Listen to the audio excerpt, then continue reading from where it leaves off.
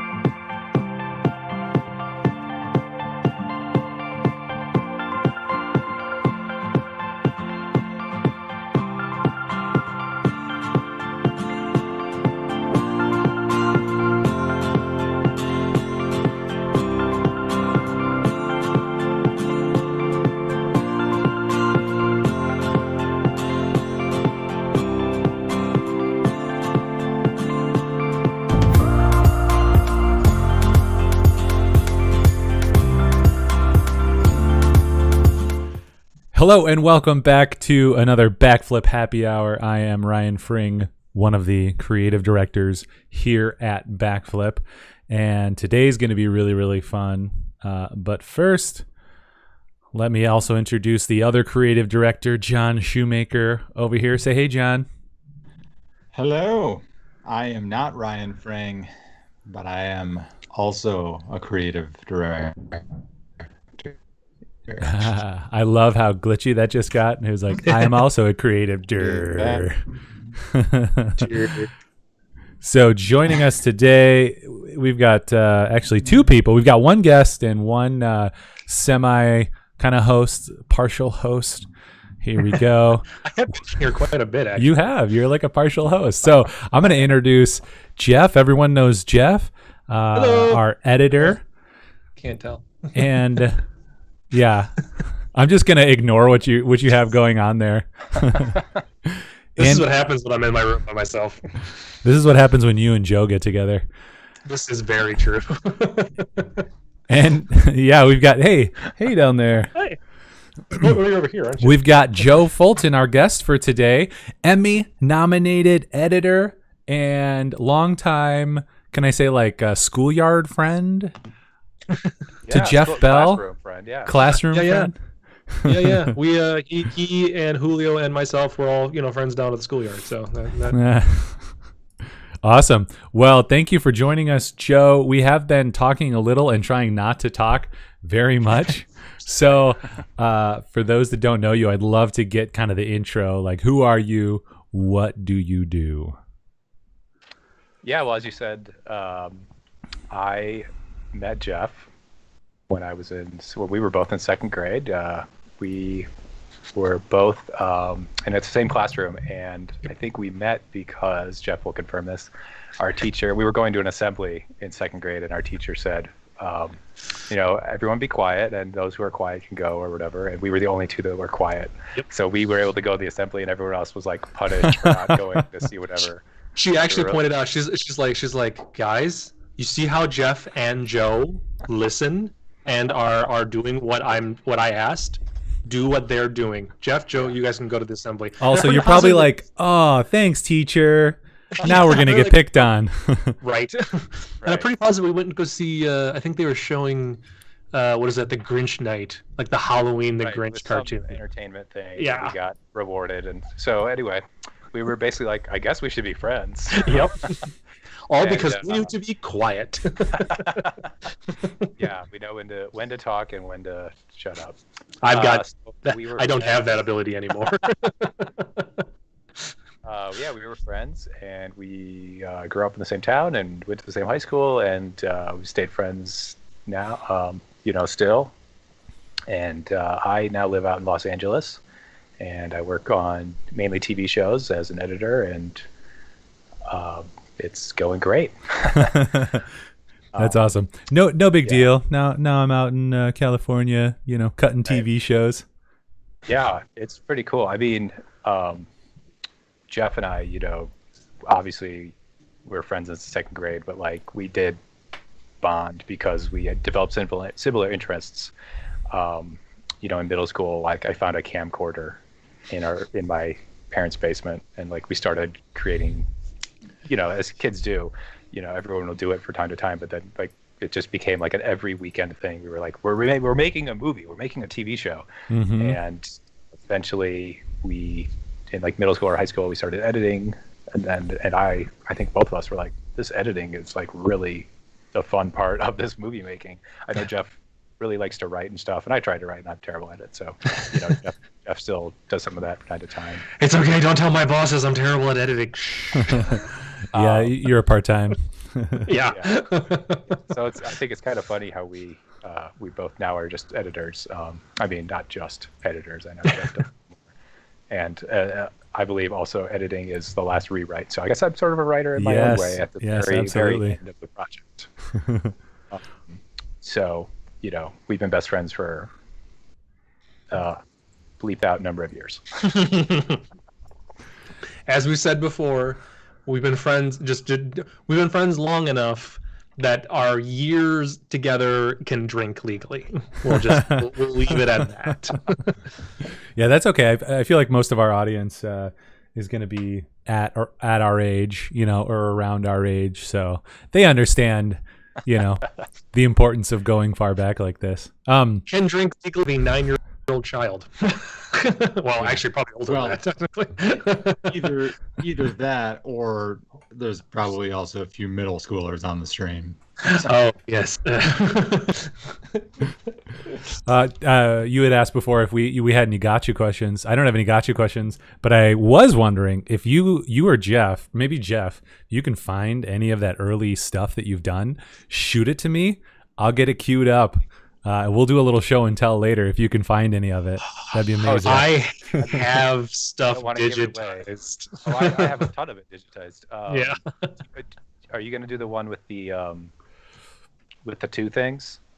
Is that the one you're going to send him? I don't want to give it away. I could send that one. Yeah. And see, it's in the middle. We know exactly what if you can tell him the point in it where we could start it. It's like right in the middle. See, we already know where. I know exactly. We don't want to get down this road too much, but I guess we could before we play that thing. I'll preface exactly what it is. But I mean, Jeff and I made a whole catalog of things. Yes. We made sitcoms. We made We made tons of music videos. We made a talk show. It was just the two of us too. I mean, this camcorder we had, it wasn't even a camcorder really. It was, I mean, it was a body of like a lens, and it had a cable that would attach to the VCR, and you had to put the tape in the VCR and record on that. So it wasn't mobile. It was, well, this angle in my parents' basement is the living room, and this angle is the driving in a car, and this angle is the bar they went to or whatever, or the restaurant. Even down to the point where, like, years later, when we actually more with an actual camera, which the one I'm getting up, Joe, that's the one we filmed with the actual camera, right? Are we thinking the same run? Oh yeah, I guess because it does go to some other locations. Yeah. So then years later we matured into a camera that could go anywhere, and we still filmed it. We made action movies. We made and then the funny part was we did go to the same elementary school, but we ended up going to different middle schools, and then to the same high school. And it was in middle school when we started to make videos for school projects. I have to do a book report, but can I do a video? And surprisingly, like, all of my teachers always said yes. And of course, I would help Jeff with his, and he would help me with mine. And by the time we got into middle school, or high school, I'm sorry, by the time we got into high school, I had people coming up to me like, "Aren't you the guy from Jeff's videos?" And Jeff had guys coming to him. Are you the guy from Joe's video? we both had new friends in high school because of them seeing us in each other's videos. So it's like they came up knowing who we were. Yeah, but the one that we started with and we ended with was this thing I'm sure you're going to show soon. And Jeff was like, "There's this old TV show from the 60s called The Odd Couple, and it's just two guys that live in an apartment together, and it's like, well, we're two guys, so we should do that. We should remake that." And so we said, well, it's The Strange Couple. Yep. Because we weren't very creative with our names. Yeah. And basically just made stupid little TV shows with that. I mean, it was everything from like, it's a New Year's Eve party, let's go to Times Square. And we did one where we said, let's have a time travel episode where our future selves come back and warn us about something that we're about to do. Yep. Specifically, you have to pay your taxes. Because as high schoolers, that's apparently what we were concerned with. Yeah. So we, without putting the cardboard on, we pulled out all of our tricks that our ninth grade selves. You pulled out all the stops. The sad thing is we don't have the raw footage for this anymore. We can't find it. So. Yeah.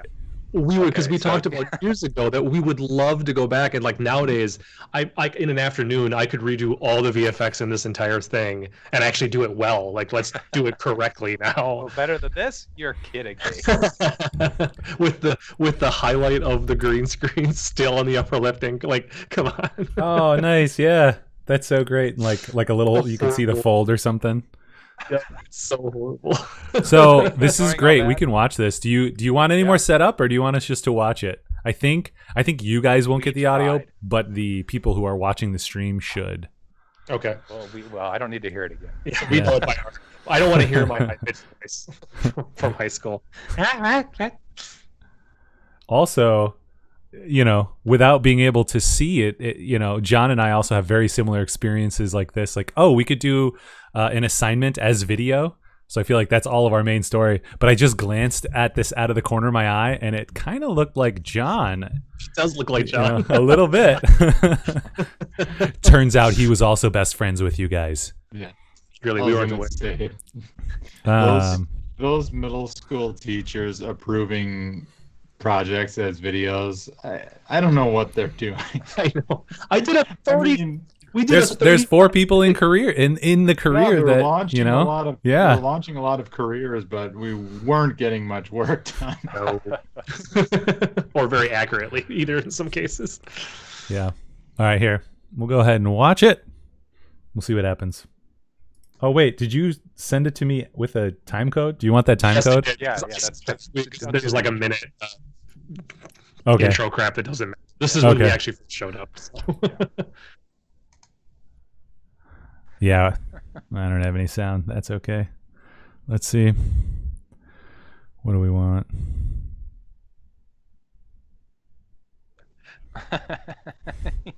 I don't really think you need the sound, to be honest. you can see the. Can you reenact it for us? What is it, future self? Tell me. What? Yeah. I'm you from the future.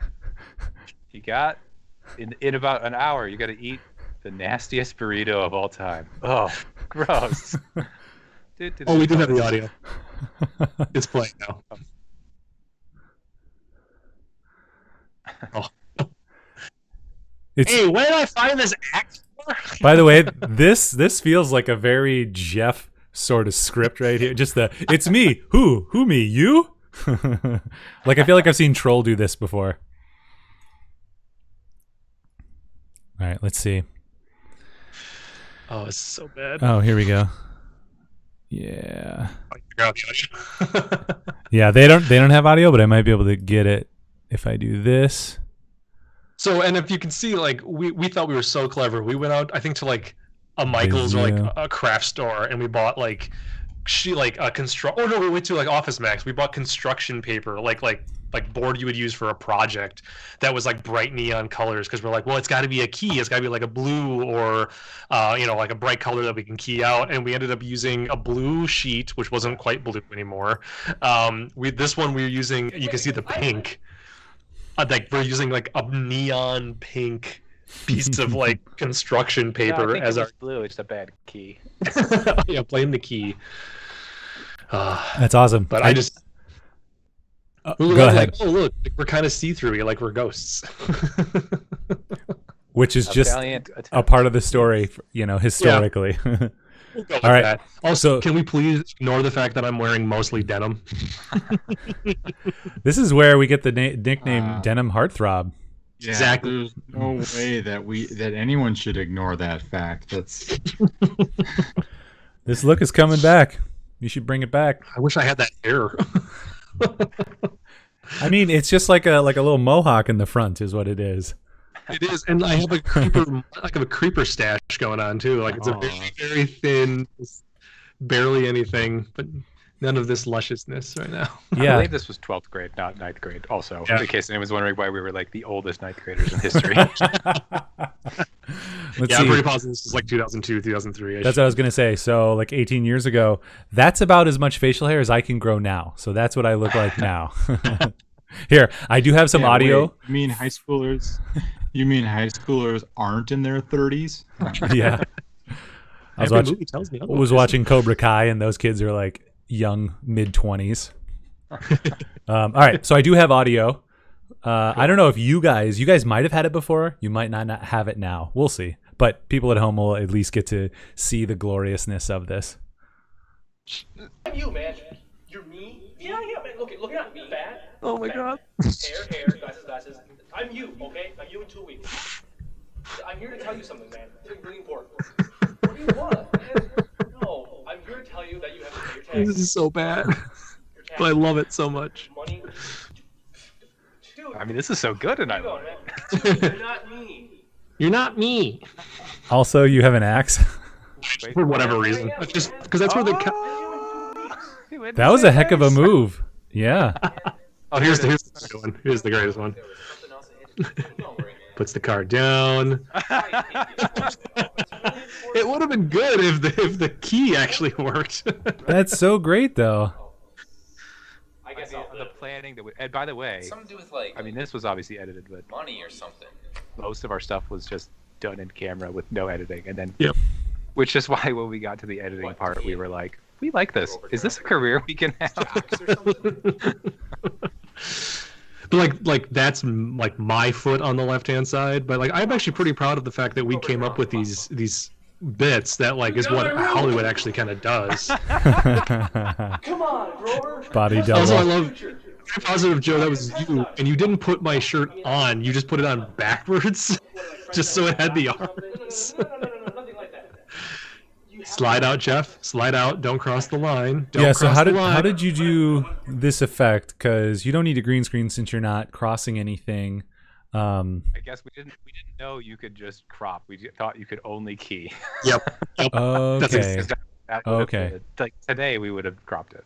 Right? Like, because I don't know what we're even using. Were we using like Windows Movie Maker or something like that? Like, we were using a very rudimentary Remember editor. the earliest version on the Microsoft computers of, and I don't know if it was called Movie Maker. I think it was something else, but it was like the father of Movie Maker. Windows MS Paint for video. Yeah, it was something ridiculous like that. It's like it's the most rudimentary. They expect you to be making this little slideshow and like just putting clips from your camera together, and like that's it. They weren't expecting you to do anything fancy like this. You may have actually just been editing some other thing, and then I was like, "What is key?" And you were like, "Oh, key. We could do like a chroma key. Let's do a time travel episode."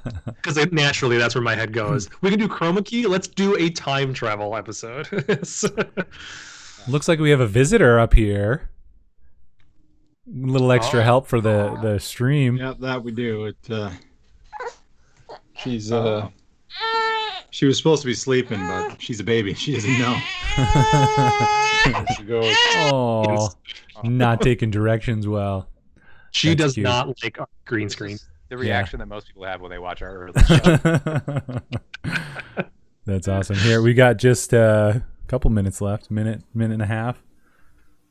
So Fred and Grover, yeah. And then there's a not heeding the advice from their future selves, Oh my did not gosh. pay their taxes. Wait here, hang on. Let's see.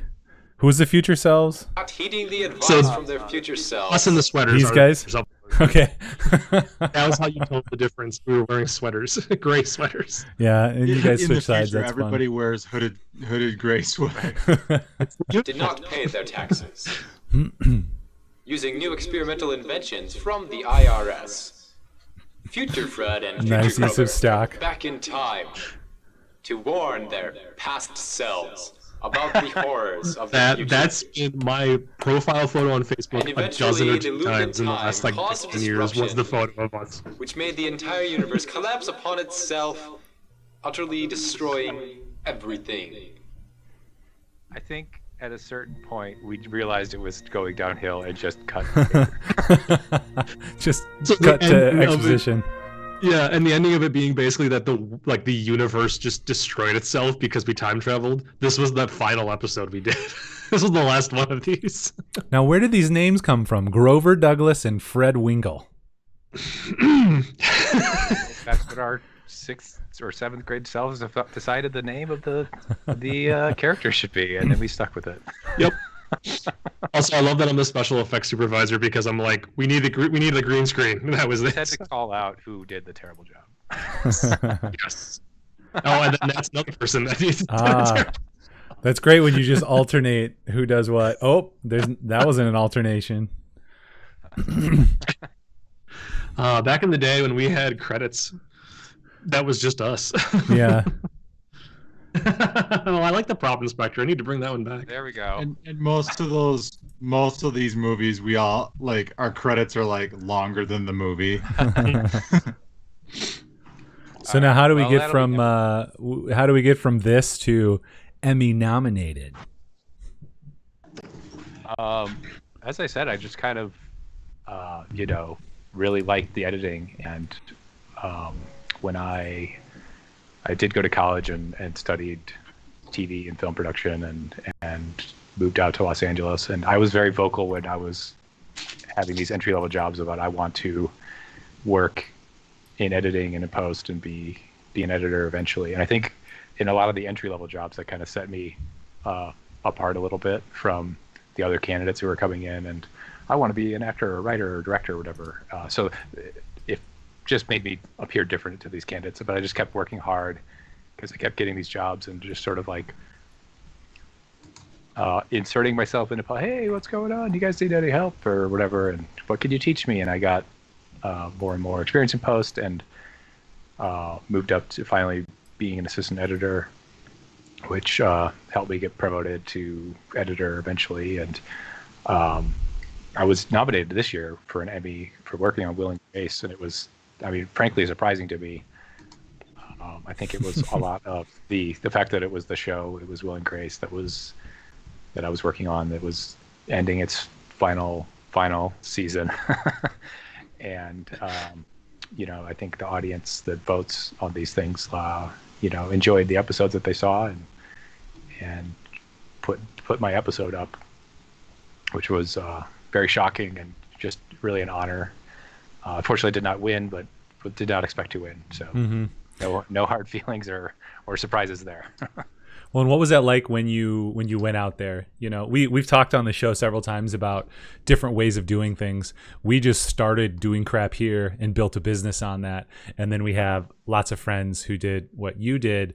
And the ones who made it are the ones who just stuck with it. Went out there, started maybe not doing what they wanted to do, but eventually, within 7 years or 10 years are doing awesome stuff, what they wanted to do. And so that's kind of like the gumption category of just sticking with it. What was that like when you went out there? Because you think about that, nice Midwest boy going out there. Were your parents supportive? Jeff was probably really supportive, but what was that like? Were people skeptical? Was it hard? Yeah, it was very hard. I would say, to obviously uproot my life and move out there. I had everything I wanted to take out packed in a Geo Prism, which is not very big. And my parents were very supportive, and Jeff was always there supporting me too as well. And like I said, when I would go in for these interviews for these entry-level jobs, PA, where you like make copies and distribute stuff and pick up lunches and stuff, what I found, I ended up booking a lot of these jobs over the years, because there's a TV show, and then it's over, and then there's the next season, or you get on a pilot or something. And I would go into all these interviews, and I would literally see the turning point in the coordinator, who was the one going to be making the hiring decision, like, oh, so what do you want to do? And I was like having an okay interview, and as soon as I said anything that wasn't writing and directing, they were like, oh, you're not going to go bother the writers. They get bothered a lot. So that would stuck me out. And then I think my Midwestern work ethic, really, it sounds super cliche, but like, I was always hard at work. I think, I didn't want to be lazy or let anyone down for any reason. And then, I was happy to jump up and do something, even though I never wanted to do any of it. Like my first job, not being a PA, I was like, thank God I'm not making copies or getting someone's lunch again. I'll get lunch for somebody else. Somebody hire. So that was, and I see, because I worked on a lot of shows now, and I see like a PA like being lazy or something, and I don't tell anybody or whatever, but like I don't see them back the next season. So somebody noticed, and then when I did get into post, which took me a few years to get a post PA job, just being obviously eager, like assistant editors and editors, they are very busy, they don't have tons of time, but like no one really asks for help or advice or anything. So so when someone does come up, I think they take that to heart, like, oh, this person is actually serious about advancing in this career, and what can I teach them? And like my first assistant editor job, I was extremely prepared for what I had to do, because I had, as a post PA, like sat down with some assistant editors and like taken notes, and like kept those notes, and like 2 years later, the night before my job, like read what they said and was like, I don't know what they said, but I got to do this when I get in there. And then there obviously is, in editing today, it's a lot of software knowledge and computer knowledge, because in the old days with film, or if you were cutting on like tape, like in a newsroom or something, there would be a lot of manual labor or whatever, with literally cutting and splicing and combining the film. And the assistant editor, I think, would be a lot, or in those film days, was a lot more hands-on, and like literally learning the craft of the editing, because they're doing it with the editor, oh, this is a second or whatever, and like getting a feel for like the length of the footage. Today's assistant editor job is a lot like a data wrangler and a media manager, because you're making sure that all the files are online on the computer and getting the footage downloaded or exported or whatever it has to be, and you're not actually in there doing the editing, or assisting with the editing. You're assisting with the organization of the editing. So, yeah, you're prepping.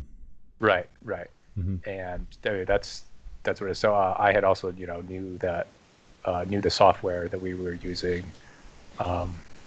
So we use Avids on the multicams that I tend to work on, and I prefer Avid over Premiere or Final Cut. But I know that a lot of them have their. I think you guys use Premiere, right? Not no more. We have been primarily Premiere usage up until probably, of course, literally Andrew just walked out of the room. But up until maybe like a month or so ago, and we have taken a very 90-degree hard turn into using Resolve. Oh, okay. Yeah. I know a lot of them have their benefits, and I've messed around with Resolve a little bit. I think for you guys, because you're doing all the finishing there, it's great to have that, and it's just communicating with itself, doesn't need to communicate. It just takes the project and goes into the color correction or whatever. Yeah, well, in Premiere, we still do use After Effects for a lot of like the VFX, like the heavy VFX work if we ever need to do it. But just because Fusion can be a little, I don't know, I still can do it faster in After Effects. But right, yeah, in Premiere, I think what we ended up running into was kind of two things: was file management and playback. I could put the most expensive chips into a computer that I could, and Premiere would crash or have issues, and you got to restart and reload and things like that with stuff that it shouldn't have issues with. And then so that was the kind of file management, and then color correction. Yeah, color correction and finishing was just not great. To some extent, the skill of editing and how to use these softwares is similar. Like it's they might be in a different place, but the ideas behind it are, well, I've got my media in this bin and I need to assemble it in this way and keep track of my timelines and things like that. So except Final Cut X. Except for, well, and that we could go off on a whole thing, but I think that's part of the reason that there was such a backlash to it, was like, okay, software is software, and whatever works, and we might shift to something else. But when you change the whole, paradigm of how this is supposed to work, like that. I have my theory. It is not founded by anything I've heard. It's just I think that they took it and then downgraded it basically in the next version because they were getting a lot of technical support calls from production companies or studios, and they were like, it's a $300 piece of software. We don't have a tech support hotline. We're not any of those other things. So they took a lot of the features that working professionals like to use. That is my theory, that just based on my thoughts. That's your professional theory. Well, it's a business thing too, and I kind of understood it as a business decision. Like, yeah, I mean, if you could sell, I don't even know the numbers. If you could sell 1 million copies of a $300 piece of software to a bunch of middle schoolers trying to do their projects for school, or soccer dads or whatever. And keep at it, by the way, middle schoolers doing projects for school. Yes. Yeah, versus look where you end up. Versus, selling, whatever, 100,000 copies to the professionals in the industry that we have bigger demands and call the tech support. Right. Oh no. Yeah. What's calling tech support? What's that been like for you? Because I don't know, maybe over the last 10 years or 15 years, Premiere has become a thing that professionals can actually use. I know there's still standards. I know people still cutting or doing their best to cut on 7. I think most of the people that I knew cutting on 7, Final Cut 7, have converted to Premiere or something else. But what was that like in your experience? Because yeah, you used Windows Movie Maker in the beginning or something, and then you're out there and they're probably exclusively using Avid, but then other technologies are coming on, technologies that you could afford or you could master outside of work. Yeah, just kind of generally what's that been like? Yeah, I've tried to familiarize myself with Premiere, and then I've poked around in Resolve, DaVinci Resolve before, just to get a handle. And it's like John said, like they're your tool, and like a carpenter has a hammer that has the grooves in their hand that they're comfortable using, and they use somebody else's hammer. It's a little awkward, but it still pounds the nail. So these concepts and stuff that I've been picking up on and learning and still learning, those don't change. And if someone tomorrow was like, we're gonna have to use Premiere for the rest of whatever, I'd be like, okay, well, give me a couple days to to learn the really things I need, and I'll pick up the rest along the way. And I have done a few things in Premiere, and so I was like, oh, it's this hotkey instead of this hotkey, or it's this button or this click over here. One thing about Avid, I don't know exactly how Premiere is like, is you can customize your keyboard and your buttons on your screen, and like I found myself doing something a lot. I was like, if I just make this a button press, I don't have to go find the button on the screen and press it. I can do something on my keyboard and it'll be faster. And and so I am all for keyboard shortcuts. Yeah. We constantly try to find like where are we using the most frequently. What is what am I always doing? And okay, so if I have to do this keyboard shortcut to give me this tool, but then just to cut this and then manually click this to get rid of it, why can't I just, there's got to be a keyboard shortcut I can do to do all those steps in just one, swoop. And like little things like that, like I'll find it. I know it saves all of, 3 or 4 seconds, but that adds up. It adds up very quickly. You do that 200 times a day. Exactly. Yeah. Well, and most of the tools are going to have keyboard shortcuts, but then where the rubber meets the road or the hammer meets the edit suite is when yeah, I don't know what you're doing with a hammer by your computer anyway, but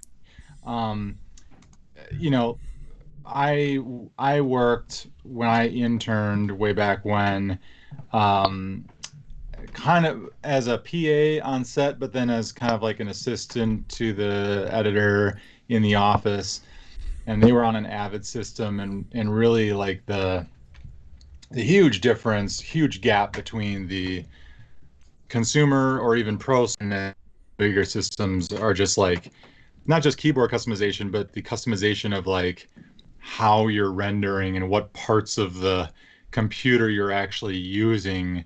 Like I want to use this much CPU and this much GPU, and then I wanted to do these things. That's kind of where I saw the bigger differences, and then that's where we started. That's why we've been changing a little bit, because we were running into problems with like, well, I don't have access to the settings, these more technical settings, and at the end of the day, then that just slows you down. When you're trying to edit and you're kind of getting in the groove, and you have to stop because things are freezing up, and that's not good for the craft. So we do have a question from Aaron Williams.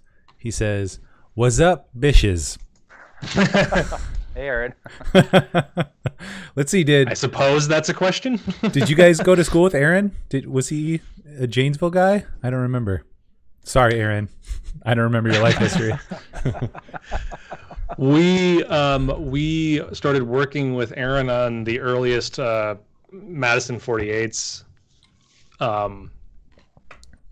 The first one that was done in Madison, actually, the 48-hour Film Fest. Yeah, 07? 07, yeah. That was House Call. Holy cow. Yeah. Yeah, we did the very first, we did the first like 6-7 years. Or at least I personally did. Joe, you helped with that one. Was that the one you edited? Yeah. Was House Call? Excuse me. That was the one I edited. That's right. That was a fun project. Yeah. That's out there on the internet somewhere. Oh, yeah? Oh, boy. Time for show and tell. Yeah, I guess I'll find that one. Give me a couple minutes. Jeff wrote that one. It's all his fault. Yeah, it is all my Hey, fault. the story can be made or broken in the edit. So that's we like to joke. We joke with Jeff too because he's a writer, but he also gets to write in his editing on projects that he did not write. Which is fun. So we like to say Jeff it's edit something that's constantly speaking on people's backs. It's like, oh, we'll just speak on the over-the-shoulder shot. Yeah, makes life easier. There you go. So we totally understand that mentality, like being a writer as an editor, because we often are like, okay, here's some main ideas. This is when we're doing more narrative stuff, more documentary style stuff. That it's like, okay, here's what we're trying to do. Here's what we filmed, and here's some ideas on how to get there. And then all that, how you get there can be made in the edit. And it's always so cool because John and I don't edit anymore. Originally we did. But with these awesome editors, we don't. It's so cool to see like their first pass, like their take on an idea, because, I think there's something to be said for that person who writes, directs, edits, stars, whatever. Sometimes they do really great work, but when you insert somebody else into that flow, I think you can get just a great and different perspective, and we see that, and I'm always impressed by that, and like, oh, I didn't think of that. Well, that's because Jeff is super organized and anal about details and connected these dots that I hadn't even connected, and so that's really fun to see with a editor who's not yourself. When you talked about writing before, I mean, we hired Jeff because half because of the writing, because you're a writer, like we needed an editor, but it was like this market too, where the teams are smaller. It's like, yeah, you're going to be writing a lot. Yeah, I mean, you guys are doing, so much stuff. I know you do, you do commercials, and you guys did a documentary and a little. But you saw the documentary, didn't you? Yeah. I mean, Yeah. Just all like the stuff randomly you guys are on doing TV? is great. Yeah, it was streaming or airing somewhere. Yeah, and I knew you'd worked on it, so I had set like 5 reminders to go check it out. Nice. And, yeah. And yeah, I mean that's really tough to, I think, to shift gears all the time and to be doing all those different projects, and you guys, I think, maybe Jeff can like, oh, this is my week to edit this thing, or this is my day, and I know I've segmented, but like you guys are all have your brains in 1,000 different places. I'm sure. I don't really envy what you're doing. It's not I'm easy proud of you guys, sometimes. but I don't want to do it for myself. Maybe I'm lazy. I'm sorry. Joe, Yeah. you are so easy. So, I wonder too, what's it been like switching, over the last 6 months or 9 months to, are you working from home? Are you not? What's that look like for an editor, especially when you're editing, a real show, a primetime show that likely has just gigantic files, and all that file management. How do you do that if you're at home? I'm assuming you're at home. I'm getting too far ahead of my question by asking 3 or 4 questions, but what's that been like? Yeah. So pre-pandemic, I was working on Will and Grace, and the great thing about sitcoms that I like is you're right there next to the stage or close by. Like you're in the hub of the creative environment, and you go to stage for the tape night. There is one night with the audience that they film, and usually the editor is there. I was the assistant editor on Will and Grace, but I was promoted up to editor for a few episodes at the end of the season. So I wouldn't go to stage all the time, but like we were right there. On a single camera show, like Modern Family or some of these dramas and stuff like that, you're so far separate. Like they might even be in a different state or a different country filming, these shows, like all the Chicago shows that Dick Wolf is doing. I know, like the editing is at Universal Studios, a hop, skip, and a jump away from that Will and Grace, but they film them all in Chicago. So I think they were already set up. A lot of post teams are set up to have these, how do we get the footage from here to here, and it's online, or they're shipping a drive or shipping whatever. So when we're now, my current show is kind of a weird hybrid, which I guess we can get to later, but a lot of the post teams, from what I've heard, are doing the work from home.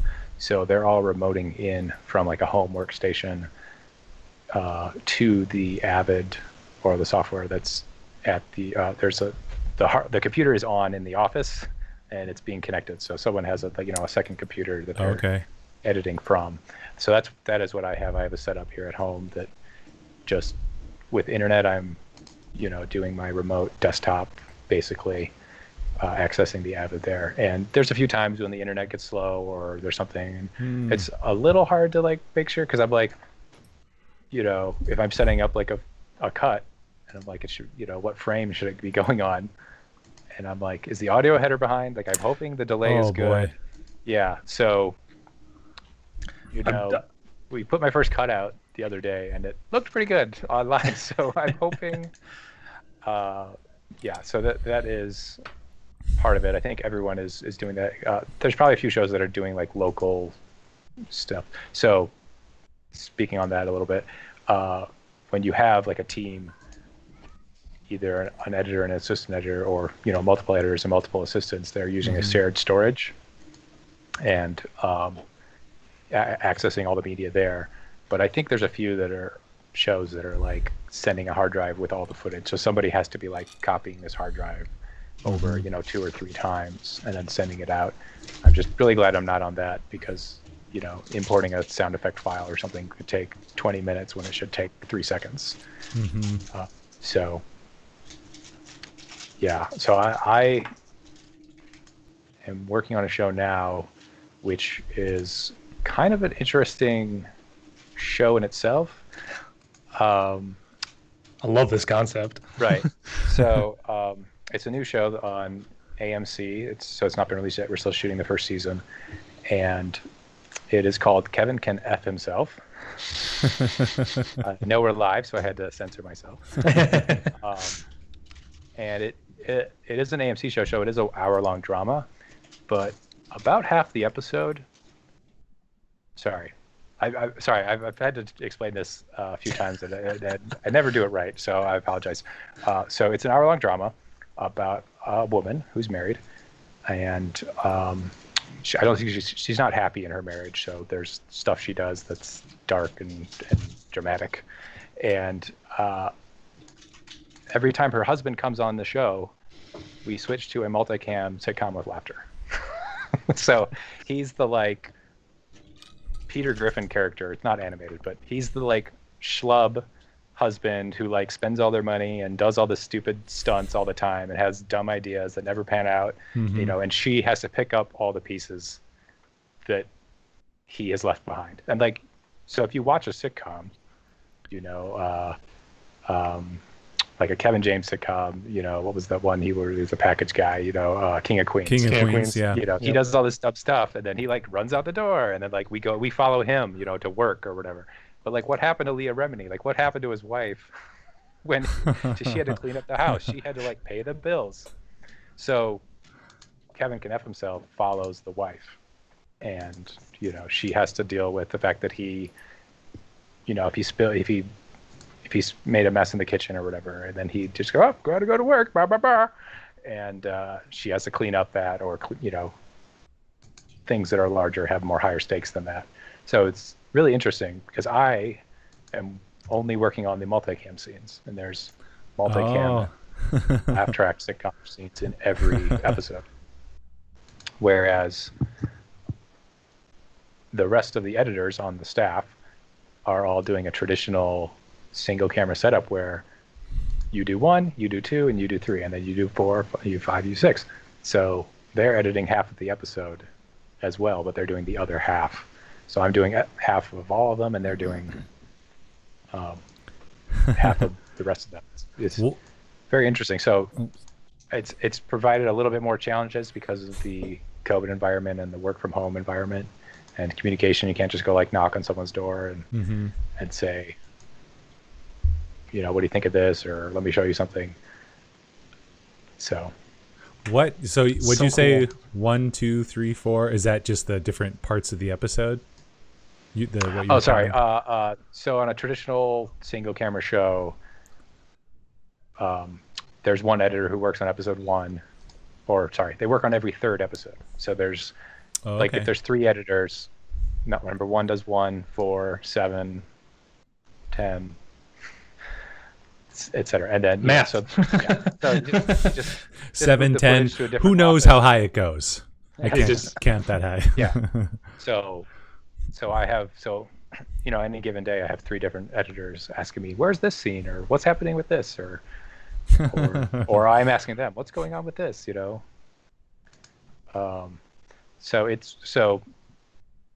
dealing with it. Excuse me. And it's fine. And then, as I was saying earlier, usually on multicam shows, the editor is generally at the set, which some editors like and some editors don't like, but they're usually there and sort of editing the episode in their head while they're watching the quad split, as you can see on your screen right now. Like imagine, well, never more. Yeah, sorry.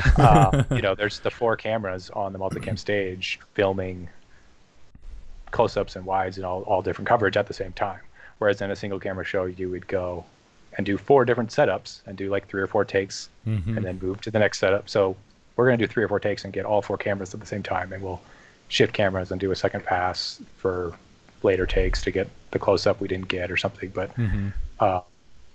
directors and the producers generally like the editor to be on stage just to go, oh, I don't have that. You need to get me that before we move on to the next scene.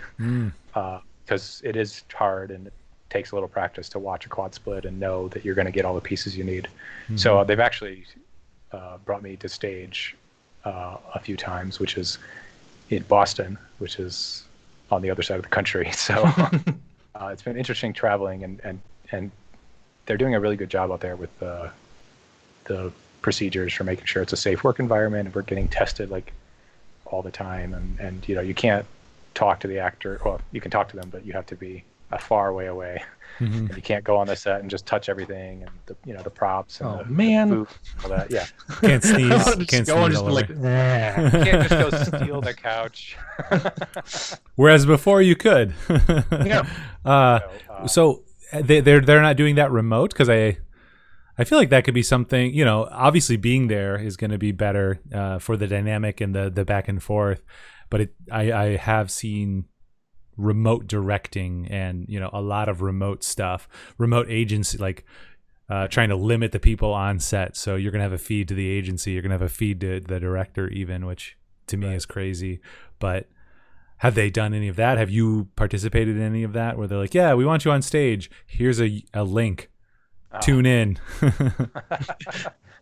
No, I have not done that. I don't know if they have that set up, but they also have an editing suite out there for me, so I can pop in and like edit something if they're wondering, not necessarily something that they just shot, but if I'm working on like the previous episode or something like that. So I think they're glad to have me out there. Yeah, I'll have to ask them if I could just remote in. That might be something. Yeah. So we kind of talked a little bit about it before, but like you're going out to you went out to LA, right? That's where it was, and then starting as like a PA and working your way up. Did you learn how to edit a primetime show as an assistant editor, and as an assistant to an editor or something like that? Or is this a skill? I mean, obviously you've been kind of in the filmmaking headspace since middle school, and maybe even before that, but did you go to school for it? Take me through that story. Yeah, when I did go to college, I knew I wanted to study editing, and so I looked at schools that had filmmaking and TV making, and so I studied radio and TV at a school down in Peoria, Illinois, called Bradley University. And I went there because they had the professor who was in charge of all the radio and TV. He was just in charge of the TV production part of it. He had worked in LA. He had worked as an editor, and he had moved back to the Midwest. And he was the craziest character you've ever met in your entire life. we did like a little campus visit, and my dad was like, "You have to go study with the cowboy." He didn't wear a cowboy hat, but he always wore boots and like black jeans, and he had a bandana. And, So a cowboy. Bob Jacobs, and he had won a regional Emmy for editing a bunch of news packs down there. He had some really nice news things that they showed on a local NBC station, and I learned a lot from him and the other professors there, because I was going in and I was like, do all the editing classes. Sign me up for every editing class, and a lot of my classmates were taking like the news production because they wanted to go and work, in the control room or at a news station. And I was like, I'll look into it, but like it's really not my jam. And so I was like the only person who never took that class, or there was like a series of like 3 or 4 classes you take over the years, and I was never in it. And they were like, "What's wrong with you, Joe? Are you not part of the team?" And I was like, "I don't want to do that. Like I want to focus on this class." So we did a lot of, or there was 3 or 4 editing classes as well that I advanced through the years. And when I did eventually move out to Los Angeles, like I said, I worked hard, and I think a lot of people when they're young and they move to LA, from a smaller town, you get the idea, whether someone tells you or it's in your head or both or whatever, like you're really good at what you do. You're going to go out to LA and you're going to run the town in like 2 weeks. Like everyone's going to be so impressed with you. And I don't think I really felt that, but like I was like pretty confident and stuff that I was a really good editor. And I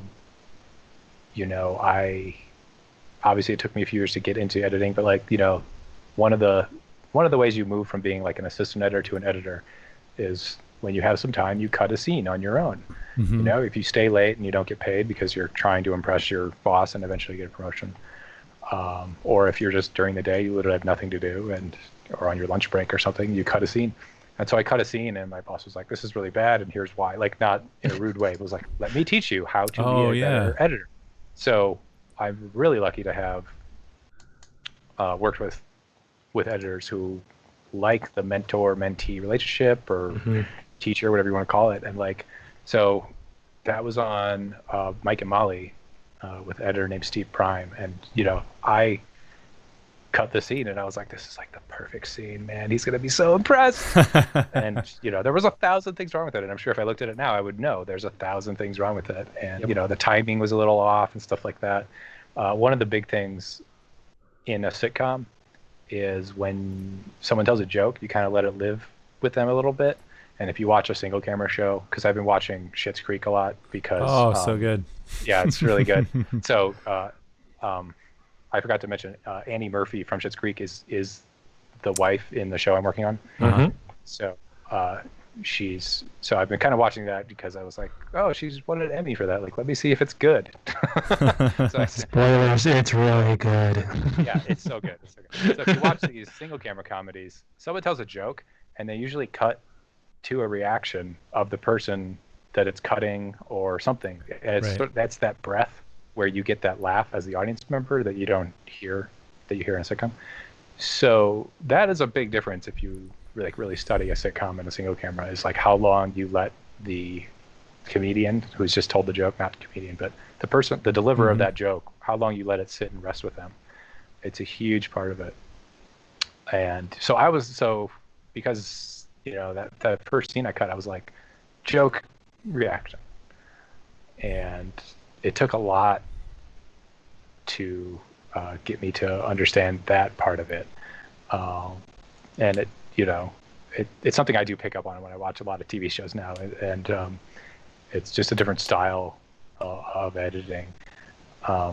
And there was a lot of other problems, of course, I had along with that scene, but I learned, and I cut another scene, and I cut another scene, and eventually Steve was like, "This is really good. I'm just going to put this in my cut." So I was like, well, I've learned a lot. I've learned something. And I don't know if he thinks it's good enough or if it's really good or better or whatever. Because I was like, oh, I cut the scene, that you haven't cut yet. I did the tag, the final scene. And he was like, oh, just put it out the end of my cut. That's good enough for me. So, and then Moral of the story is just do one really good cut and you'll be solidly golden for the rest of your career. yeah, that was still took me a while, but yes. Yeah, and then I worked on Will and Grace, where similar things. I would cut a scene on my own, and that's really bad. Why don't we fix it together, or something like that? And that was with a different editor named Peter Bate, and and then a really big part of I think any show is, of course, the gag reel, the blooper reel, and I think assistant editors cut the blooper reel a lot. That's really, at least in sitcoms, that's where they do that's really where they shine. A lot of editors are very hands-on, and a lot of editors are very hands-off on the blooper reel. They don't care to have anything to do with it, or they really invest in it a lot. Mm-hmm. And so that is kind of where I guess I don't want to say made a name for myself on One Grace, but at least people were like, oh, that nameless person over there. I guess they did a good job. My name is Joe. Yeah, I'll learn their name. So, because I know, the editor was like, "That was a good job," and the executive producers on the show were like, "Thank you for putting together a good blooper reel that we can take," because the executive producers or the actors, they'll take a copy home and never watch it, of course, but I know that Max Muchnick on Will and Grace loves the blooper reels, and I think he'll just watch them. He'll be like, I remember 2018 being a good year. Let me watch that blooper reel or something like that. He does love them. There was a period there where you talked about how like you every time I talk to you, you'd be like, well, so I edited this blooper reel for this show. Like, oh, I'm doing the blooper reel for that. I'm like, is that all Joe's doing out there? Is he helping with stuff and then just editing the blooper reels? But that makes it's just one more step. Yeah, I mean, it actually makes sense that that's something that you would work on as part of that. Like the main editor wouldn't work on, because like I know, just from my own personal experience, not saying I am anywhere near what like a Hollywood editor, like that's very different worlds. Still the same area, but like if I was to edit something like a long form thing, or even like a full like 20-minute special, I would probably be like, Andrew, do you want to do the blooper reels for it because you have a better idea, or like the demo, Andrew, or the sizzle. Yep. Sizzle. Do like a sizzle reel for like something, because it's like I know in my head I know all the content, but I'm only in the mentality of what the piece I put together was. I don't think I could switch over and be like, oh, let's make a funny, happy reel now. I lucked out with the Upstairs one, with that short film. I did the outtakes for that, but it was only because while I was editing, I was like, that's a funny outtake. I'll just put that in the outtake reel. And I kind of just had an outtake reel assembled from, cut takes, basically. Yeah. Nice. Yeah. And it's really a challenging thing, because you have to make it feel like a show, really. Like, you only get the footage once. They don't mess up again on purpose so that you have the coverage you need. So you have to take that funny bit, and sometimes it's like, we don't have the camera, but we're just gonna we'll make it work. So I do have house call up. Did you guys want to preface this? Oh God. Before the show and tell. So real quick, just one more time, I guess, would be that it was the first, the very first. So there's these things called the 48-hour Film Fest. I feel like they're fairly well known nowadays. But the very first year in town here in Madison that they did it was in 2007.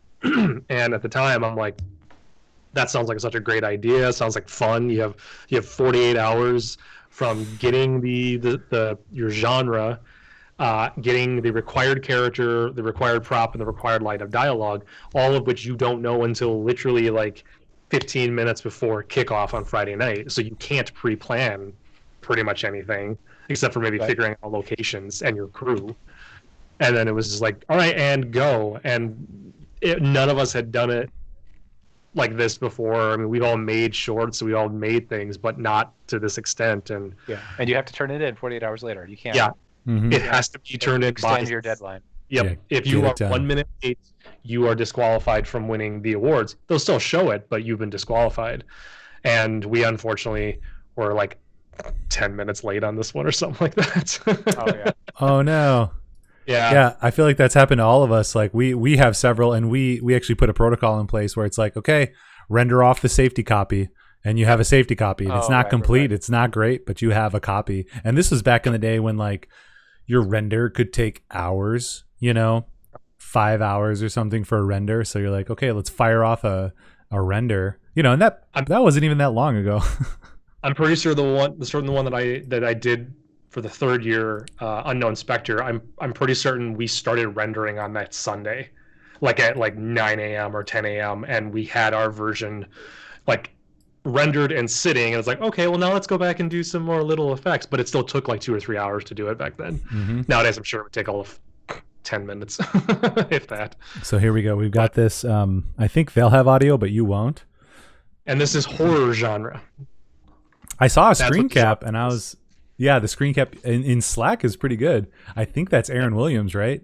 That is Aaron, yep. Yeah. Aaron's getting the screen time. Yes. What was this filmed on? Mini DV or something? I do not remember. Whatever was available. Yeah, I'm pretty certain it's still DV tape. And I'm almost certain it's tape, because this would have been our friend Stephen Pickering's camera. Oh, nice. Yeah. Like Clearwater, is that his company in Janesville? Yeah. What is it? Yeah. Drywater. That's right. Yeah, he's a great guy. It's actually Productions anymore. They might have changed that last part. But... yeah. Mr. By the way, is this all natural hair with AA Ron? I mean, Aaron, you can speak for yourself if you're still watching, but he says, "Yeah, boy." Yep. Jeez. The handyman is the character. Was a required character. Oh.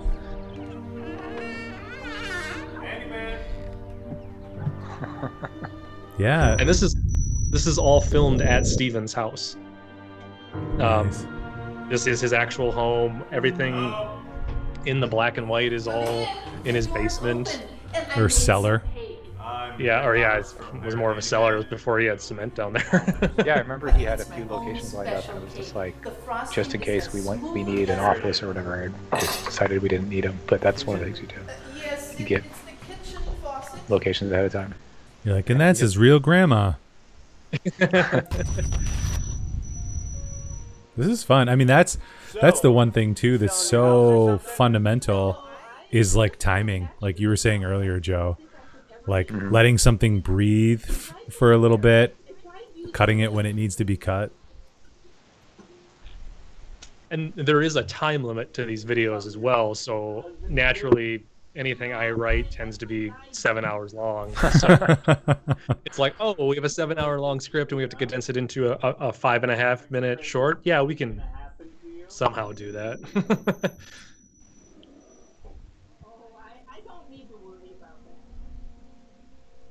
Yeah, it looks like everybody could have more facial hair when they were little than I can as an adult.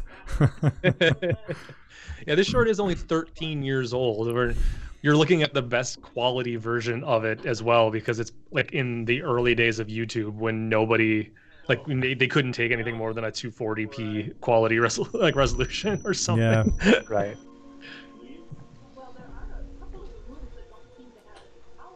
I haven't been listening, but just watching, like visually, this is great. I mean, I joked around that it's terrible, but it's actually really good. I think. I mean, I'm pretty proud of it. I do have a copy somewhere that I do watch from time to time. Nice. I have one on my media server at home that with a bottle of wine. Of course, this is part of the New Prairie universe. Of course, it's I retconned it in years later. A few months ago, I just went through a whole bunch of these guys and pulled down. Is that a drink coaster? What was that? But I got oh, something's happening. Christmas lights, required prop. I was feeling it. I was like, there's gonna be a twist. It's not the guy you think it is. And that's the twist number 1. Oh. twist I number thought it was the 2 wrench. is Number that 2, it's all in his head. Oh, here's my cameo. she's dead. She was a ghost. Oh, never mind. Oh, it's coming up. It's Joe's You cameo. look a lot older, Joe. Guys, that's me. Obviously, that's me without a beard. Come on. It's not. It's a not. deep fake. Yeah, it's a super. Or your hair is really long. But actually, this will be Steven. Yeah, this is Steven and Cameron, his wife. Nice. Well, I really wasn't going to mention it. So even though it's like 200p, I like it. Like it looks like a show to me. Like it's Yep. very well done. You know, Yeah. 13 years ago or whatever. Years ago, there was kind of an accident here. Some grifter used a handyman of sorts. Grifter, good word. Went a little wonky, and one of the old owners ended up being killed. But it's a great place. I mean, the furnishings are all included, and it's a great deal. You won't find a better deal this close to Madison. That's I right, can show Aaron. you that. Smooth as butter. Well, that'd be great. Yeah, we'll keep in touch. Okay, well, thanks for giving me the chance to show it to you. Thank you. Oh, Have a good day. I missed it. The shot of when he's telling about like there was a murder in the house. We cut to this reaction of Steven, and Steven's just like, "Oh yeah, murder, Yeah, he was very enthusiastic. He's like, happy. "Oh yeah." Here's my cameo. Right after this shot, when the phone rings. Oh, I actually did the camera work in the shot. That's right. This is me. Because I had a very particular, like, in my head of how that shot needed to be, and I was just like, I'll just do it. Let me film it. Here it is.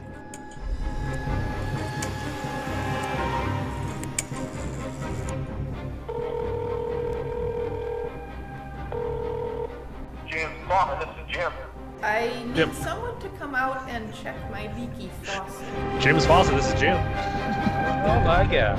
She's gonna do it again. She's gonna do it again. She's never ending. That's the third twist. She keeps calling handyman. She just likes to murder And kill handyman. I had the volume down, so I didn't hear the story. Why does she kill handyman? And There was a Children? grifter that had killed her. Yes. Like, that was the grifter handyman that killed her. okay, perfect. All One those scene. like weird black and white like flashes and that Full ring circle. was actually the handyman killing and burying her in the basement. Oh, Does that a makes ghost, sense. Does a ghost really need a reason? No.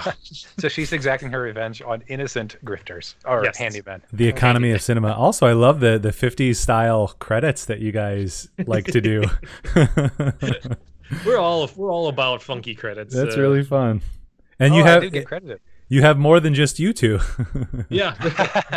This actually I feel like this was probably like the biggest like crew I think was on any of the shorts that at least I had personally done at this point in my like career. It was like, oh, like there's actual actors, like tons of actors. Good and job different shooting. people. Oh yeah, I was the DP for this. I always forget that. So this One time is we this got is like a- the beginning. One Sorry. time we got a Neil Diamond impersonator as an actor for our 48. Oh, nice.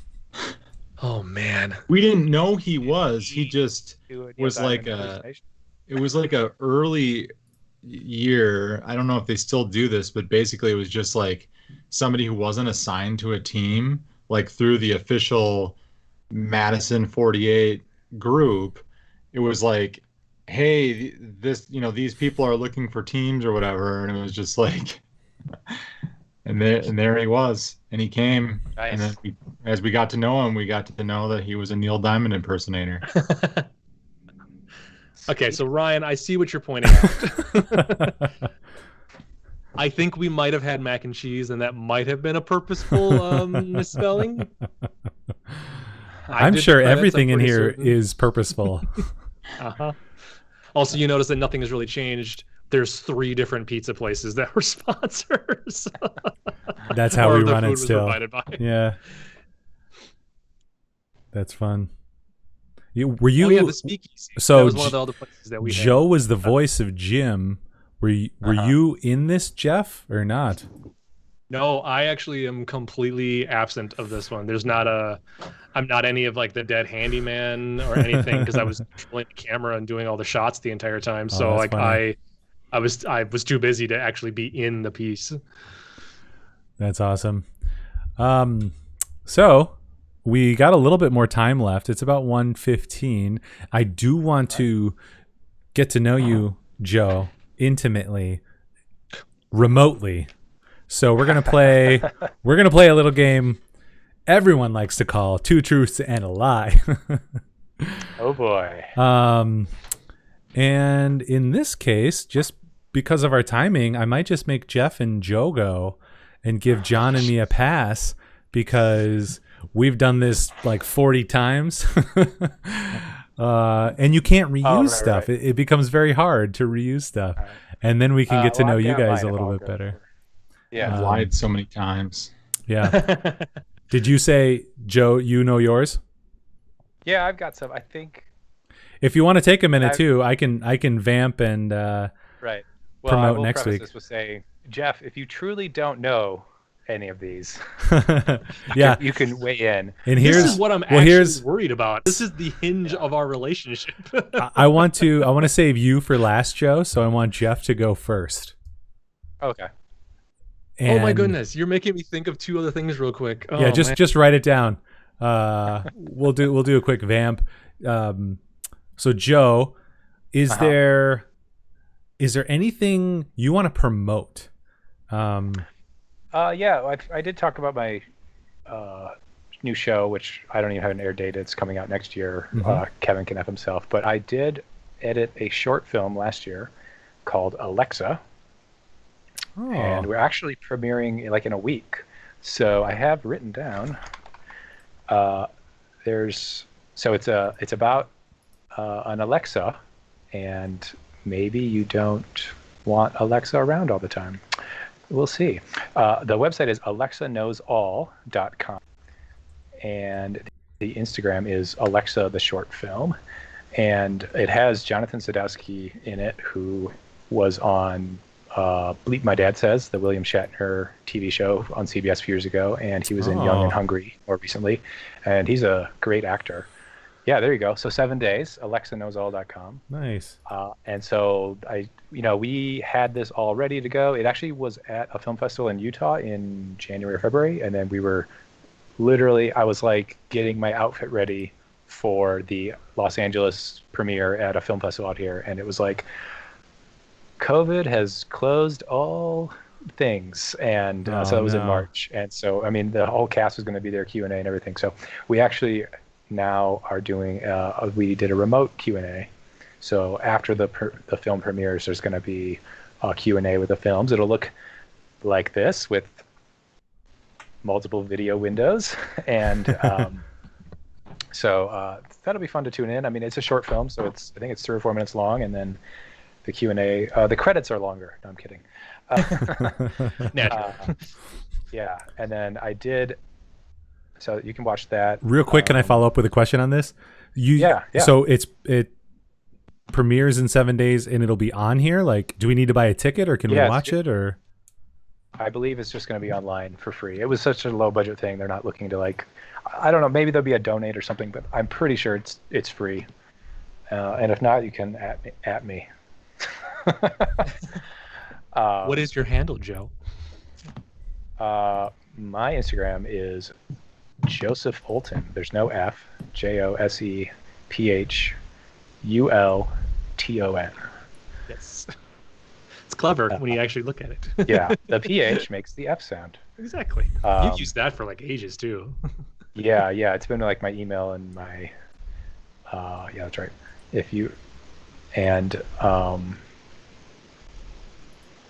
Yeah, hit me up there if you follow me. I did post a lot of the like Will and Grace gag reels back in the day, or little clips from the Will and Grace gag reels, because Max, that's how I, like I was saying, I got my people learned my name from that, so I would edit those things for Max, and he'd post them, and people loved those, and were like upset if he didn't post them like every Thursday before we aired. So, and then I did edit a feature film called 1,000 Little Cuts that's going to be coming out next year. So just be on the lookout for that. It's got Marina Sirtis on it. She was on one of the Star Trek shows in the 90s or 80s. I'm not sure which one she was on. And Rebecca Lydiard, she's a Canadian actor who's it's a really great film about a woman who has a traumatic event and she's trying to recall what happened to her. It's called 1,000 Little Cuts. It'll be out next year. We were also going to do film festivals and stuff, and that didn't happen. So now we're either doing film festivals in 2021 or getting distribution or something. Mm-hmm. And how did those two things come about? Are they friends? Somebody reached out to you like, hey, I saw you did this. Like, the director of both of these is a longtime friend of mine, Josh Brandon, who has been a writer on Houdini and Doyle and a few other shows. And we'd worked on other little stuff before, and I've edited some of the stuff for him stuff that like isn't like released and stuff like that. Stuff for like conventions he would go to. He goes to a lot of Star Trek conventions because he's close friends with a director, Paul Lynch. So I edited some like behind the scenes videos. Like I have this great video of a behind the scenes from Star Trek TNG, like with the sets and stuff, and then we edited that down to like a 2-minute thing that Paul would show at a Star Trek convention. So I met him, and he liked working with me and trusted me with his feature film, which was great. So Alexa will come out next week, I guess, about 7 days, which is great. 7 days. It's really 7, and yeah, it's really funny and also prescient. Oh, I can say that was too big of a word. Yeah, I don't even know if I'm using it correctly, but it is prescient. But it's 100% prescient. Cool. All right, Jeff, are you ready? I'm ready. Because Joe was born ready. All right, so we'll also do this. So Jeff will give his 2 truths and a lie in any order. Our goal is to guess which one is the lie. And John and I will go first because you guys have known each other forever. So you're going to have the edge on us. So it's true. We'll save you for the last. All right. What do you got for us, Jeff? Okay, here we go. Number 1, despite my absolute love of classic movies, I have never seen Gone with the Wind all the way through. Number 2, while at a trip in Vegas, I met Penn and Teller, the magicians. And number 3, I have been to the filming location of the Vietnam sequence from Forrest Gump, except prior to it becoming a golf course. And that's all. Interesting. He's trying to get us on a technicality. He was like, it was after it was a golf course. Only because I got you on a technicality last time. Yeah. Let's see here. So never seen Gone with the Wind. I met Penn and Teller, and I've been to where they filmed the Forrest Gump Vietnam scenes. 2 truths and a lie. My camera needs to focus. All right, so John and I will go first, and then Joe, who knows the answer, will go last. Yes. What do you got, John?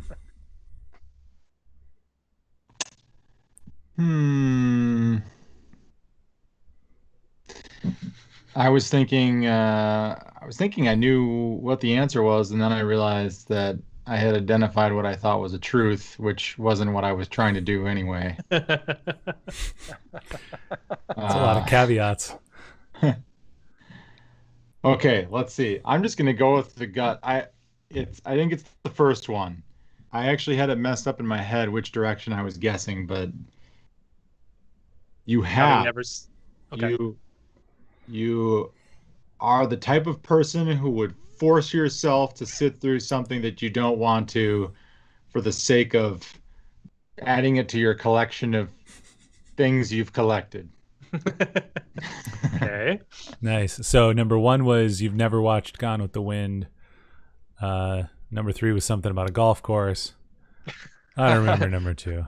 Number 1's Gone with the Wind. Number 2 is meeting Penn and Teller in Vegas. And number 3 was being at the filming location of the Vietnam scenes of Forrest Gump. Okay. So I feel like number 3 is true. Let's see. We got a couple answers in the stream too. Carolyn says she thinks number 1. Molly, our guest from last week, and Andy, her brother, they think different things. So Molly thinks number 3, being on set of, or not being on set, but being to the Forrest Gump location. Andy guesses number 1. I'm gonna guess number 2. I feel so. I can't remember how many times you've been to Vegas. Yeah, because we went to Vegas for a nerd convention for NAB. We didn't see Penn and Teller then. I don't know that you've been to Vegas before that. It definitely wouldn't be your scene, although it's the type of thing that you could do to throw me off. So, yeah. Carolyn thinks that high school Jeff rebelled against watching popular movies like Gone with the Wind. It's fair enough. Yeah. I just think number 2. So, all right, Joe, what do you got? Oh, so John guessed 1, and Ryan, you guessed 2? Yeah. And 3 was Forrest Gump? Yep. Okay. So, I have been with Jeff when we have seen Penn and Teller in concert or at their show at the Rio. Did you meet him? And I remember we met Teller. I don't remember if we met Penn, so there might be a technicality, but I'm pretty sure that one's the truth. Nice. I know Jeff would go down to Atlanta or Georgia and South Carolina, and I'm pretty sure he's been to a filming location of Forrest Gump. He has family down there, and I'm just going to say that's true, even though I'm not 100% sure. But also, never seen Gone with the Wind. I know he had a podcast about the AFI Top 100, and I'm pretty sure that's on there. Oh, that's right. That has to be on the AFI Top 100. So he's now I feel dumb. So I'm going to say that's the lie. That's 100% true. Yeah, that's 100% a lie. Joe is correct. Yeah, AFI Top 100 podcast was the podcast I did with Lindsay Shank, where we watched all 100 movies on the AFI, and Gone with the Wind is like number 6. Dang it, Jeff! Yeah. You have too many podcasts. Prior to that, I grew up watching Gone with the Wind. I actually did watch that movie a lot, not a lot, but more than you would a 3-hour movie about the burning of Atlanta. Also, again, I mean, if Jeff's got like the other 99, he's not. This personality is not compatible with leaving that one blank. Yeah. Nice. It's not. Yeah. So I have been to the location. Joe is right. They filmed the Vietnam sequences of Forrest Gump on not Frog Island. It's in Beaufort, South Carolina. Or it's just outside of Beaufort, South Carolina. I think it's Huntington Island. And it was at the time when I used to go visit my grandpa in the early 90s, it was still the jungle looking environment, but it's actually now a golf course. I think you'd been to the city stuff too, like the town square. Yeah, so we drove. So you've been to both. You've been to every. So I've been to most, and you've been to the bench at the Paramount lot. Oh yes, exactly. See, I've experienced Forrest Gump in reality, and yes, Joe, we did meet both Penn and Teller in Vegas. I have a photo of us. Yeah, how dare you not remember? I think I was just the visceral reaction of meeting Teller and hearing him go, "Hello, I'm Teller. How are you?" Yep. I'm like, because he actually talked. Speaks. Oh, weird. He doesn't speak on stage. Yeah. Nope. But he's the most chatty person. I mean, Yes. I think Penn's the most chatty person, but Teller talks. Yeah, maybe Teller has to compensate. Yeah. Definitely. Cool. All right. Good job, Joe. So Joe and John, I think you guys both got it, as well as Andy. Perfect. They all three kind of tripped me up, so good job. I tried. Nice. It was hard to come up with something that maybe you wouldn't have known, but that's impossible because you know everything. Oh, and Carolyn got it. Okay, so Joe, you're up. What are your truths and your lie? All right. Number 1, I have broken my nose 3 times. Number 2, I can dunk a basketball. Number 3, I've climbed a 14,000-foot mountain in Colorado. So I'll go first because John went first last time, and then we'll go John and then Jeff because Jeff's got a little more knowledge, inside knowledge. These are tough, though. I'm not going to lie, Joe. Yes, Carolyn, you did get the previous one right. Okay, dunking. So that's number 2, and number 3. You said climbing or hiking? I said climbed. I meant hiked. Okay, so you've hiked. Joe's I've like, am I gotten going to to take the the peak path or of- just climb up the I've side gotten of the to mountain? the peak of a 14,000-foot mountain in Colorado. Okay. And then what was number 1 again? Broken my nose 3 times. That's right. Yeah, so you could just be really good at this game, choosing somebody else's story and telling it as your own. So I feel like number 1's true. I feel like number 3's true. Dunking is so hard. I'm not I can't jump. I'm not like especially athletic in basketball. I said basketball. Basketball. But like it's hard. That's like 10 feet in the air. I'm trying to think. You're a little over 6, right? 6'2". Okay, so you'd have to jump 4 feet in the air to dunk. And if this is a current Well, thing, that's if he's dunking his head. oh, you're right, because your arm. Okay, thank you. So you got to jump Joe jumps in head minus a the foot. basket. You got to jump 3 feet in the air. But you got to get high enough to get the ball above. So you still need that much more. I'm gonna say number 2 is a lie, and if it's true, that would be amazing as well. I love this became a math problem. Like, Well, yeah, you're 6 feet tall, so breaking your nose 3 times, yeah. So everyone is guessing number 1. So Molly says number 1, Carolyn says number 1, and Carolyn says if you do a quick scroll stock of Joe's Instagram that he just gave, you'll see something about basketball. So she thinks number 2 is true. All right, I'm sticking with stalker. it. Number 2. Well, Let's see what that post is. since I don't cheat like Carolyn, It's just my research. predicament was I was gonna guess number 2, but I didn't want it to come across as an insult. But I feel like I could redeem myself by saying, yeah, I think you could hike 14,000 feet, but Yeah, Hundo P. dunking, not so much. Yeah, man, I'm in the same boat. Like, dunking is it's one of those things that like you kind of feel like, oh yeah, if you got a little height, you should be able to do it, but it's just not that straightforward. I'm gonna go with dunking. Nice. All right, Jeff, prove your friendship. We got 2 votes for number 2. You haven't broken your nose 3 times. I'm pretty confident in You're that. just saying that? I'm just saying that. I think it's number 1. I'm pretty confident that you have not broken it 3 times He broke it trying to dunk. while I've on a broken it? 14,000. But only feet. twice, because the 3rd time he dunked. And that's when he realized that he didn't need to bang his head into the hoop. He actually Yeah, could have just his arm. Yes, I've only dunked twice and then broken my nose twice. No, Yeah, I think it's I'm gonna this I will feel horrible if I'm wrong, but I'm pretty certain you haven't broken your nose 3 times. you think I've broken it at all? I know you've broken it. Yeah. I know that much, but I don't think it's 3. It was 3. It was 3 times. Was it 3? Dang it! Yeah. Wah, wah, We wah. were like within a month, so it was like Oh, see, I just grouped them together. I think. remember the summer I had the nose cast? The Yeah. whole summer. Yeah, that's not okay. And it came So- from a sweet dunking story. Yeah. I mean, one time was in my front yard playing basketball. My brother tripped me on the way to the hoop, Ooh. and I slammed my nose into the pole, and it was not Oh. fun. Oh.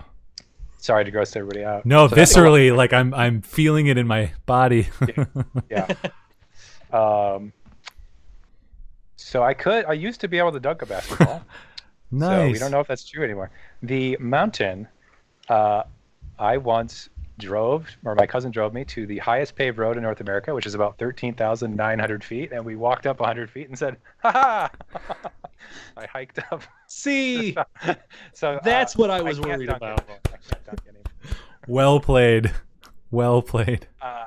Friendship I feel like over. Jeff would have gotten the lie about the dunking though. So I feel like I'm terrible at this game because everyone pretty much knew what it was, and Jeff just wanted to make it interesting by doing the other one. No, that was good. We had 2 people who guessed number 1. John is just really good at this game. He gets everything right. I guessed 2. Jeff guessed. You guessed 1 as well, and then Yeah, I got. yeah. We all believe that you could hike up 14,000. It's just dunking is hard. Even when I lower it to like 8 feet, I still I guess jam it technically I sometimes. can't dunk basketball on an 8-foot rim. There you go. Well, see, and that's what I was sort of thinking. I'm like, okay, are you being nitpicky? Are you going a Yeah. technicality route, being like oh you yeah, I know. can dunk a basketball. I know you played basketball. I know you coached basketball. Like, I know all that. But it's like did you actually like dunk a normal regulation size hoop? That's what I started wondering. If that's what you were referencing, or like like the basketball that you had in the pool at your parents' house. Like. Maggie wanted me to show everyone the card that she made for me. Oh, nice. Yeah, that's pretty. So, is This that a is- flower or a dinosaur? I don't know. A dinosaur. Okay. It's me and her. I don't know which one is which, but be very happy about it. COVID. Awesome. Well, Joe, thank you so much for joining us. Thank you for having me. I can't remember who came up with the idea, but Emily or John or somebody to have you on. I was like, oh my gosh, we got to have Joe on. So I definitely want to have you back on as well, because I feel like we're just For sure. barely scratching the surface, especially with you and Jeff being friends for so long. We didn't even Barely get touched into any of the anything. stories. I know. I know. Basketball stories too. We haven't. Happy hour after dark coming up next. Yes. That's Prepare. right. It's a 9-hour stream session. Let's go. Is there anything else? So we talked about the short film Alexa. So you can go to alexaknowsall.com. That's going to be awesome. We can see that premiere in 7 days. 1,000 little cuts, right? Yeah. So that'll be out That'll be sometime next next year. Jeff and actually Emily, let's write this down so that we make sure we promote that stuff when it comes out. And you're working on an AMC show. That's right. Kevin can F himself. Kevin can F himself, which Next sounds like year. a super unique thing. Cutting between drama and Oh my God, it's gonna be multicam great. sitcom. Yeah.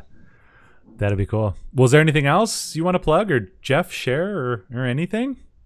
Not for me. Thank you so much for having me on. I can't wait to be back. Awesome. We will have you back, and we will talk more and show more Yeah. embarrassing videos. Oh no. Oh my gosh, cue them up, We Jeff. haven't even gotten to the younger us stuff that And we could we probably won't. find. This is, oh my gosh, for you listening at home, you better get ready. We're going to get to the younger stuff. It's going to be awesome next time. I can't wait. Thank you, Joe, so much for coming on.